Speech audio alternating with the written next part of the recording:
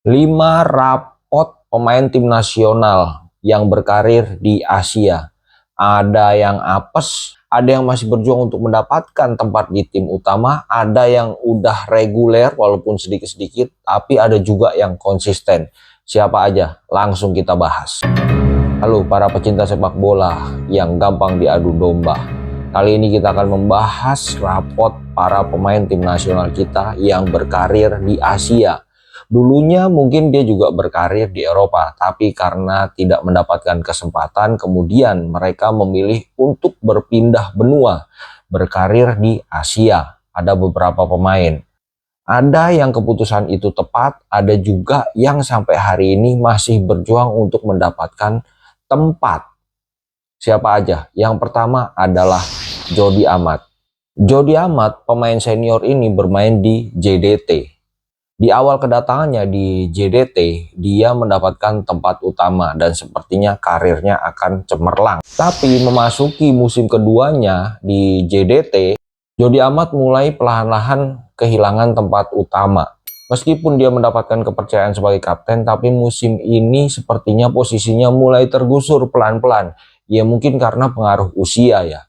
Musim keduanya dia tampil 15 kali dengan kontribusi 2 gol dan 1 kali assist. Tapi setiap JDT main lawan tim-tim Asia lain di AFC misalnya, atau di Champions League Elite, Jody Amat biasanya nggak sebagai starter tuh di situ.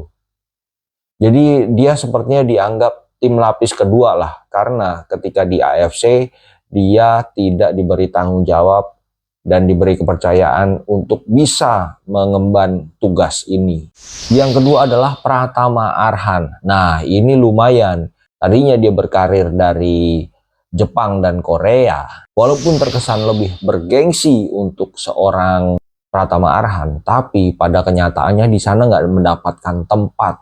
Dia tidak banyak mendapatkan menit bermain. Nah, mau nggak mau dia langsung bergeser lah ke Asia, tepatnya di Asia Tenggara, yaitu di Liga Thailand. Pratama Arhan memilih untuk bermain di Bangkok United. Sepertinya keputusan Pratama Arhan ini tergolong tepat, karena sampai hari ini dia mendapatkan kesempatan bermain yang banyak. Bahkan sampai hari ini dia mendapatkan 14 kali bermain.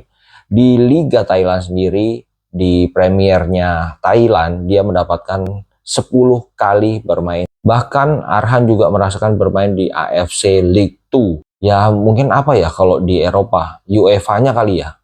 Ya namun sayang ya, timnya Arhan harus berhenti di 16 besar. Nah yang kedua ada Sandy Walsh.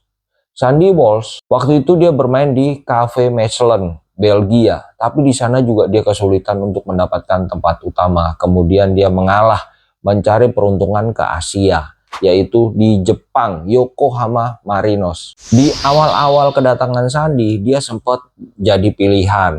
Walaupun nggak selalu starter, tapi dia selalu main. Tapi belakangan ini, Sandy sepertinya kehilangan kesempatan untuk bermain. Bahkan dalam beberapa pertandingan belakangan, Sandy nggak dipasang sama sekali. Kayaknya ngilang gitu aja. Ya sepertinya Sandy juga harus berjuang lagi untuk mendapatkan tempat utama di Yokohama Marinos. Sampai saat ini Yokohama masih bertengger di dasar klasemen, jadi dia paling bawah. Kemudian yang keempat ada Rafael Strijk, bergeser dari benua Eropa ke Asia, yaitu dia menuju ke Australia.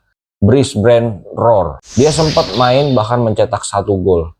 Walaupun nggak selalu starter, tapi paling nggak di awal-awal kedatangannya dia mendapatkan kesempatan untuk bermain. Sepertinya masa depannya akan terlihat cerah. Tapi 5 pertandingan terakhir ini, Rafael Strijk nggak muncul sama sekali. Jadi kayak ngilang di telan bumi. Kabarnya pun kita nggak tahu. Padahal di Brisbane Roar, si Rafael Strijk ini ya lumayan lah, dapat 10 kali main. 239 menit, ya lumayan lah. Yang terakhir adalah Asnawi Mangkualam. Nah ini adalah salah satu pemain yang tepat berpindah dari Liga Korea ke Liga Thailand. Asnawi mendapatkan tempat reguler. Bahkan di antara pemain-pemain yang tadi saya sebut dari nomor 1 sampai 5, Asnawi lah yang paling banyak mendapatkan kesempatan bermain. Yaitu 36 kali dia bermain untuk Port FC. Di Liga 1-nya Thailand, Asnawi bermain sebanyak 27 kali. Dengan kontribusi 1 gol dan 1 assist. Ya tapi lumayan, dia selalu konsisten. Walaupun golnya nggak banyak dan assistnya nggak banyak, tapi kontribusi Asnawi terhadap tim lumayan besar. Orang yang ngotot banget. Asnawi juga merasakan berbagai panggung kompetisi. Termasuk dia juga bermain di ACL2, bahkan dia bermain 6 kali. Tapi sayang juga langkahnya terhenti di 16 besar. Nah, menurut teman-teman bagaimana nih? Jordi Amat, apa yang harus dilakukan? Awal-awal sepertinya karirnya. Awal-awal kedatangan seperti karirnya mulus, tapi kemudian sekarang nggak mendapatkan tempat. Sandy Walsh juga begitu. Sekarang agak susah mendapatkan tempat di Yokohama Marinos. Rafael Schreck apalagi, sekarang menghilang dia ditelan bumi. Pratama Arhan udah oke, sepertinya kepindahannya tepat, dan yang terakhir si paling konsisten adalah Asnawi. Apakah Sandi harus berpindah lagi, Rafael Schreck berpindah lagi, atau Jordi Amat harus berpindah lagi? Kalau iya, kemana? Sepertinya kalau udah dari Jepang, nggak ada lagi kalau ke Liga ASEAN. Bisa Thailand, Malaysia, atau bahkan Liga 1 Indonesia. Tulis di kolom komentar.